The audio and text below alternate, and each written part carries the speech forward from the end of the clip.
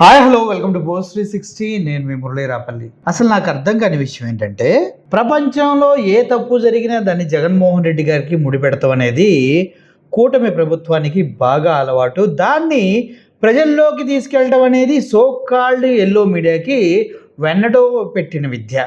ఈ వెన్నతో పెట్టిన విద్య ఎప్పటికో అప్పుడు కరిగిపోయి వాస్తవం బయటకు వస్తుంది కాబట్టి ఎగిరెగిరి జీ మీద తన్నాలనిపిస్తూ ఉంటుంది. ఎందుకంటే వాస్తవాల్ని ప్రజలకు చెప్పకుండా అవాస్తవాల్ని అద్భుతంగా అమెరికలో అల్లి మరీ వడ్డిస్తున్నటువంటి సో కాల్డ్ ఎల్లో మీడియా అదేనండి బాబు. జాతి పత్రికల మొత్తానికి చెప్పుతో కొట్టినట్టుగా సమాధానం వచ్చింది ఈరోజు. కాబట్టి ఈ విషయాన్ని నేను మీకు అందించాలని కోరుకుంటున్నాను. ముఖ్యంగా గతంలో మనకి తెలిసిన కేసులే. జగన్మోహన్ రెడ్డి అత్యంత తక్కువ ధరకి కరెంటును కొన్నారు. ఆ కరెంటు ₹2.49 ఒక యూనిట్ చొప్పున ఆయన కొన్నారు. ఆ కొనటంలోనే అవకతవకలు జరిగినాయి. దానికి దగ్గర 1700 కోట్లు జగన్మోహన్ రెడ్డి గారు తినేశారంటూ గతంలో నానాయాగి చేశారు. ఇదే సోలార్ కేసుకు సంబంధించి, సోలార్ పవర్ సంబంధించి జగన్మోహన్ రెడ్డి గారికి, అదానీ గారికి లింకు పెట్టి అదానీ పవర్లో జగన్మోహన్ రెడ్డి ఉన్నాడు. అదానీ పవర్ పైన అమెరికా దేశంలో వేసిన కేసులో జగన్మోహన్ రెడ్డి గారి పేరు కూడా ఉంది. అది జగన్మోహన్ రెడ్డి గారు అని రాయలేదు, కానీ ప్రముఖ తెలుగు రాష్ట్రాల్లో సీఎం అని మెన్షన్ చేశారంటూ మీడియా ఛానల్కి వచ్చి కుక్కలా అరిచారు అనలిస్టులుగా చెప్పుకునే యానలిస్టులు. వీళ్ళు యానిమల్స్ కన్నా దరిద్రంగా మాట్లాడుతూ ఉన్నారు ఈ మధ్య. కనీసం అచ్చెన్నాయుడు అన్న న్యాయం పబ్లిక్గా పోలీసులు ఎందుకు వచ్చారు, దెంగి తినిపోవడానికి వచ్చారన్నారు. ఈ న్యాయాలుగాలు కేవలం దెంగి తినడానికే టీవీ ఛానల్ మీద పడి అసత్యాలు పుంకాలుగా మన మీద రుద్దుతూ ఉంటారు. ఒకసారి మీకు కొన్ని థంబ్నెయిల్స్ చూపిస్తున్నా చూడండి. ఇది TV5 లంచాల కుట్ర. అబ్బో, పక్కన ఎవరో యానాలిస్ట్ ఉన్నాడు. అవి ఏమైనా అందరూ జ్యోతిని చేసుకుంటే అదానీపై కేసు జగన్కు బిగుస్తున్న ఉచ్చు. ఏందిరా మీరు మీ థంబ్నెయిల్స్? ఇది ఏమైనా వెనకడికి ఇస్తున్నాను ఒకటి ఉంటాడు. అబ్బో ల్యాగింగ్ మాస్టర్, ఒక మాట తర్వాత ఇంకో మాట రావాలంటే ఎందుకో తెలియదు కానీ అని ఇంకొకటి ఏదో మా న్యూస్ వస్తుంటే చిరాకేస్తాయింది. వదిలేసింది ఆయన గురించి మనకి ఎందుకులే. కానీ ఈ వెంకటకృష్ణ షోలో పెద్ద డిబేట్ పెట్టారు. మళ్ళీ అందుట్లో పెద్ద మహామహులు ఉన్నారు. అమెరికా అదానీ కేసులో జగన్ పేరు వీళ్ళు చూసి వచ్చాడు. మరి కేడీ నెంబర్ 1 మాయలోడు. నీ బతుకు కేడీలు ఎవరో, ఎవడెక్కడ డబ్బులు నొక్కి పెద్ద బిల్డింగ్లు కడుతున్నాడో అందరికీ తెలుసురా అని చెప్పాలి ఉంటుంది. కానీ చెప్పగలవా? మీడియాలో ఉంటాం కాబట్టి అలా చెప్పలేము. వెంకటకృష్ణ ఇంత సీనియర్ జర్నలిస్ట్ సిగ్గుండాలి కదా కొద్దిగానా. ఆత్మసాక్ష్యం చంపుకొని బతకడం కూడా ఒక బతికేనా? ఇంకా మళ్ళీ వెంకటకృష్ణ కళ్ళతోటి పెట్టుకుని ఎలా చూస్తున్నాడు. ఒక థంబ్నెయిల్ ఏంటది? FIRలో జగన్ పేరు. చంచల నిజాలు బయటపెట్టిన వెంకటకృష్ణ. ఈయన CBI, ఈయన CID, ఈయన వెళ్ళి మొత్తం బయట పెడతా ఉంటాడు. ఇది జగన్ సంబంధించింది బ్రేకింగ్ న్యూస్ అని. అదానీ ఆఫర్డ్ 1750 కోట్లు corruption payments to the highly ranked Andhra government official US అన్నింటి పెట్టారు. ఇదేంటి? మొత్తానికి ఈ పవర్ సప్లై ఏదైతే డీల్ జరిగిందో అందుట్లో లంచాలు తీసుకున్నాడు జగన్మోహన్ రెడ్డి అని వచ్చింది. పేరు అమెరికా కోర్టులో అదానితో పాటు ఉంది అని చెప్పారు. ఇప్పుడు ఏం జరిగింది? దాన్ని నిర్ద్వందంగా ఏమీ ఆలోచించకుండా కొట్టేయటం జరిగింది. గౌతమ్ అదానీ, సాగర్ అదానీ తదితరులపై నమోదైన క్రిమినల్ కేసు శాశ్వతంగా కొట్టివేయటం జరిగింది బ్రూక్లిన్ ఫెడరేషన్ కోర్టులో.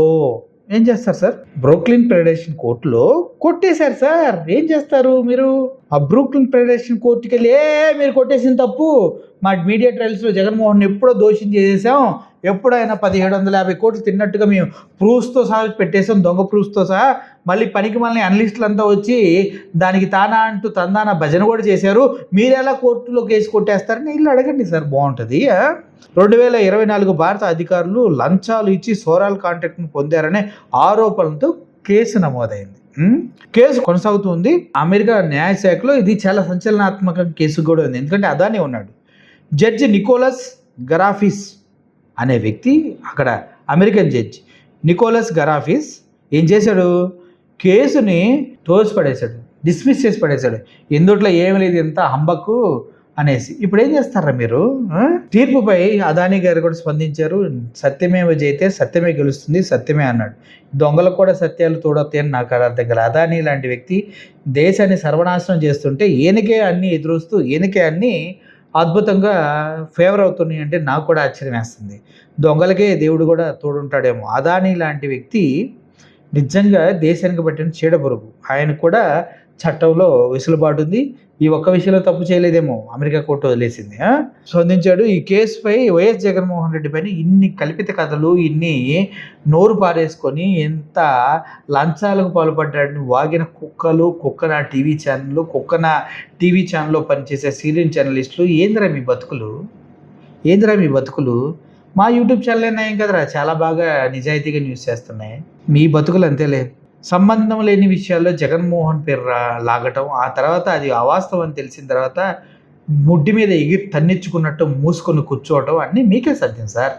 వాళ్ళ బాబాయ్ కేసులో జగన్మోహన్ రెడ్డి అని చెప్పారు. సిబిసిఐడి కోర్టు ఏమో అంత సీన్ లేదు, మూసుకొని ఉండండి, జగన్మోహన్ రెడ్డి కనీసం విచారణకు కూడా పిలిచే హక్కు లేదు, బంధువులకి వాళ్ళ బాబాయ్ చనిపోతే ఆ విషయాలు తెలియవా అంటూ మనం చేసే తప్పులు, దరిద్రాలు, అబద్ధాలు మన ఛానల్ పెట్టుకుందే అబద్ధాలని మనుషులకి అందించడం కోసం.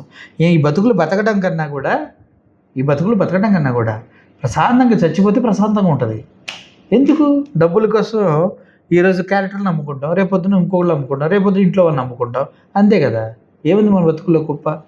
సో ఓవరాల్గా ఇప్పుడు ఏవైతే మీడియా ఛానళ్ళు ఉన్నాయో అవి క్షమాపణ చెప్తాయా? మరి జగన్మోహన్ రెడ్డి గారు, మీరు నిజంగా బ్రైబ్ తీసుకోలేదు, అదే లంచాలు తీసుకోలేదని తేలింది.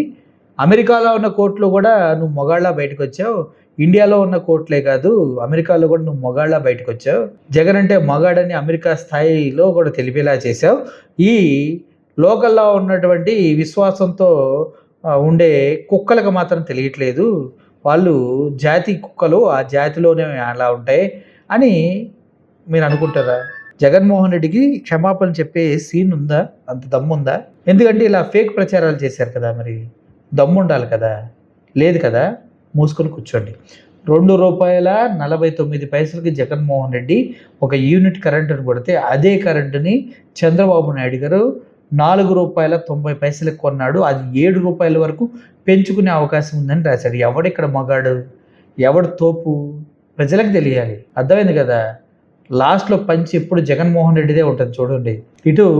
ఇక్కడ వేసినటువంటి బాబాయ్ కేసులో కావచ్చు, జగన్మోహన్ రెడ్డి నిర్దోషిగా అసలు కోర్టు కూడా పిలవకుండా బయటకు వచ్చేసాడు. వివేకానంద హత్య కేసులో లెక్కర్ కేసు అన్నారు, ఇప్పటివరకు కనీసం టచ్ చేసిన మగాడు లేడు, ఆయన పిలిచిన మగాడు లేడు. వీళ్ళంతా వెళ్ళి చంద్రబాబు నాయుడు గారు వెళ్ళి, పవన్ కళ్యాణ్ గారు వెళ్ళి వాళ్ళ దగ్గర వీళ్ళ దగ్గర అడుగుతున్నారనేసి అటు చాలామంది, మన ప్రొఫెసర్ నాగేశ్వరరావు గారు చెప్పాడు పవన్ కళ్యాణ్ అడుక్కుంటున్నాడు అమిత్ షా అని. ఆ తర్వాత ఆయన ఎక్కలపల్లి రవి గారు చెప్పారు చంద్రబాబు నాయుడు గారు రోజు వెళ్ళి అడుక్కుంటున్నాడు జగన్మోహన్ రెడ్డిని అరెస్ట్ చేయమని. ఇంతకు మించి ఏమి చేయలేరు, మీ చేతుల్లో ఏమీ లేదు. ఇలా అసత్యాలు తీసుకెళ్ళటం, వాస్తవాలు ఉంటేనే కదా జగన్మోహన్ రెడ్డి గారిని ఎవరైనా అరెస్ట్ చేసేది. ఆయన బయట పెట్టిన సూట్ కేసులు కూడా మొత్తం కొట్టేయబడుతున్నాయి వరుసగా. చివరికి కడిగిన ముత్యంలా బయటకు వస్తున్నాడు ఆయన. మీరేమో కేసులు వెనక పెట్టుకుని స్టైల్ తెచ్చుకుని అలాగే బతికేస్తున్నారు. ఇటు ఏబిఎన్ ఆంధ్రజ్యోతి కావచ్చు, TV5 కావచ్చు, మహా న్యూస్ కావచ్చు, వీళ్ళంతా ఎందుకు ఇంత దీనంగా దిగసారి బతుకుతూ ఉన్నారు? ఇంత తప్పుడు రాతలు ఎలా రాశారు, ఏ ఆధారాలతో రాశారు అని అడగనప్పుడు క్షమాపణ చెప్పాలి. అప్పుడు జగన్మోహన్ రెడ్డి గారు క్లియర్గా చెప్పారు, ₹1 మీ పైన దావాలేస్తారని.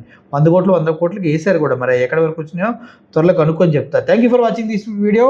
మగాడంటే మగాళ్ళ జగన్మోహన్ రెడ్డి గారు చిట్టి కేసినంత సులువుగా అన్ని కేసుల నుంచి బయటకు వస్తూ అటు కూటమి ప్రభుత్వంగా ఉన్నటువంటి మెయిన్ స్ట్రీమ్ మీడియా ఛానల్స్కి మగాడంటే నేను రాని చెప్పకనే జడ్జిమెంట్లతో చెప్పుకుంటూ ముందుకెళ్తున్నారు.